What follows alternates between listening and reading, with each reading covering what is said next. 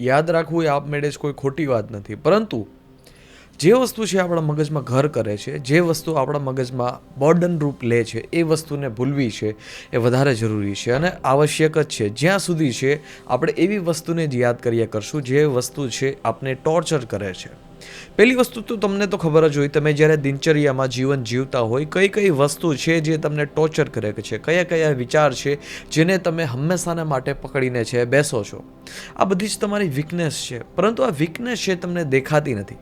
તમે કામ કરવા બેસો છો, પાસ્ટની જૂની યાદો તમને સતાવે છે કે જે યાદો છે કોઈ મહત્વપૂર્ણ નથી, જે યાદો છે એકદમ કચરા સમાન છે.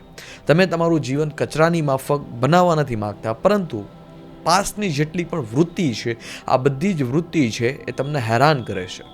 જ્યાં સુધી મનુષ્ય જન્મ રહેવાનો છે ત્યાં સુધી તો સ્મૃતિ રહેવાની જ છે, ત્યાં સુધી તો વૃત્તિ રહેવાની જ છે, પરંતુ તમે એને કેટલું મહત્વ દો છો એટલું એ તમારા જીવન પર હાવી થશે. એક વિચાર છે, જે વિચાર તમારા મગજ ઉપર હાવી થાય છે ને એ વિચારને પકડીને છે તમે દૈનિક જીવન જીવો છો. તમે જ્યારે કામ કરો છો એ વિચાર ઘર કરીને બેસે છે, તમે જ્યારે એકલા પડો છો એ વિચાર ઘર કરીને બેસે છે. તો આ જે વિચાર છે જે તમને નબળો પાડે છે, આ જે વિચાર છે જે તમારા મગજમાં ઘર કરીને બેસે છે, આ જે વિચાર છે તમને સતાવે છે, આ વિચાર કરતાં કંઈક મહત્વપૂર્ણ તમારા જીવનમાં હશે તો છે આ વિચારની તીવ્રતા ઓછી થશે.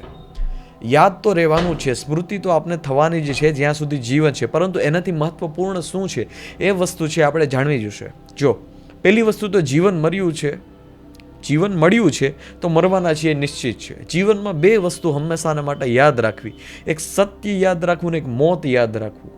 એક સત્ય યાદ રાખવું ને એક મોત યાદ રાખવું. આપણો જન્મ થઈ ગયો છે, મૃત્યુ છે એ નિશ્ચિત જ છે, પરંતુ આપણી પાસે એટલો સમય નથી. જીવનમાં કંઈક મહત્વપૂર્ણ કાર્ય લઈ આવો, જે મહત્વપૂર્ણ કાર્ય છે, જે તમારી જેટલી પણ ખરાબ તીવ્રતા છે જૂની વિચારની, એ બધી જ તીવ્રતાને છે નષ્ટ કરી નાખશે, પરંતુ એક કાબિલ કામ હોવું જોઈએ. કોઈ તમારી જૂની આદતો છે જે તમને સતાવે છે, હવે તમે નિરાશ છો તો નિરાશ થતાં થતાં કામ કરો ને, એમાં શું ખોટું? સમયની બરબાદી તો નથી. તમારું મૂડ નથી, મૂડ ના હોય છતાંય કામ કરો ને, એમાં સમયની બરબાદી તો નથી. તમને ગમતું નથી, તમને ડર લાગે છે, ડર લાગતા લાગતા પણ તમને કામ કરો ને, એમાં કંઈ બુરાઈ છે? તમને બીજા લોકો 5 વાક્ય કહે છે, તમે જ્યારે તમારું પ્રિય કામ કરો છો તો 5 લોકોની વાતો સાંભળીને કામ કરો ને, શું ફરક પડવાનો છે?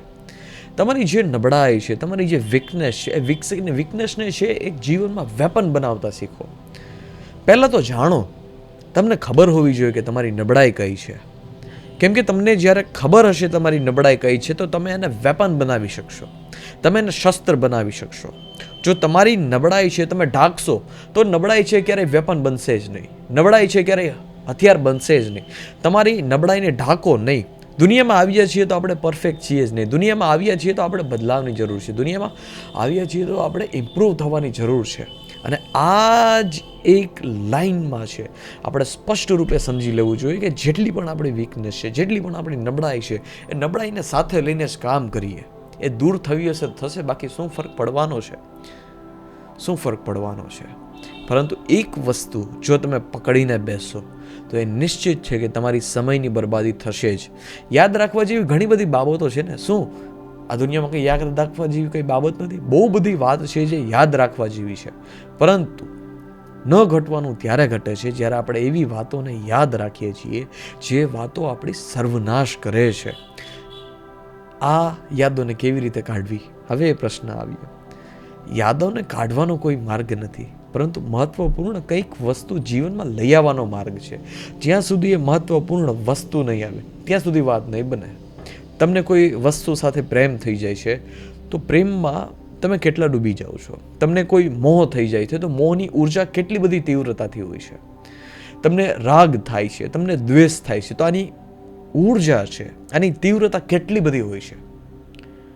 આ જે ઉર્જા છે, આ જે તીવ્રતા છે, એ તીવ્રતાને ડાયવર્ટ કરો કોઈ પણ એક કાર્યમાં, આ તીવ્રતાને ડાયવર્ટ કરો કોઈ પણ એક સર્વશ્રેષ્ઠ ક્ષેત્રમાં.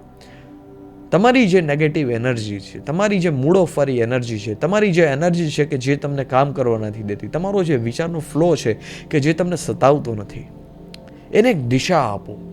જ્યારે તમે દિશા દેશો ત્યારે એ શ્રેષ્ઠમ દરજ્જા રીતે અને શ્રેષ્ઠ માર્ગ ઉપર કાર્ય કરી શકશે.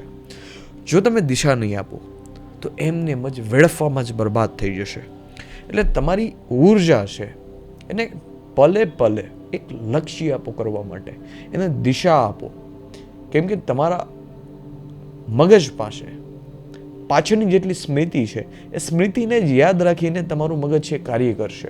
જો તમે એવરી ટાઈમ એવરી ટાસ્ક માટે એક નવી અને દિશા આપશો તો આગળનો કંઈક નવો દીવો છે ખુલશે.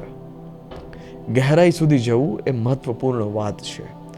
ભગવદ્ ગીતા વર્ષોથી ચાલી આવે છે અને વર્ષોથી લોકો સાંભળે છે, પરંતુ એક વ્યક્તિ ભગવદ્ ગીતા જે 15 વર્ષની ઉંમરે કહેતો હોય ને એ જ ભગવદ્ ગીતા 45 વર્ષની ઉંમરે કહે.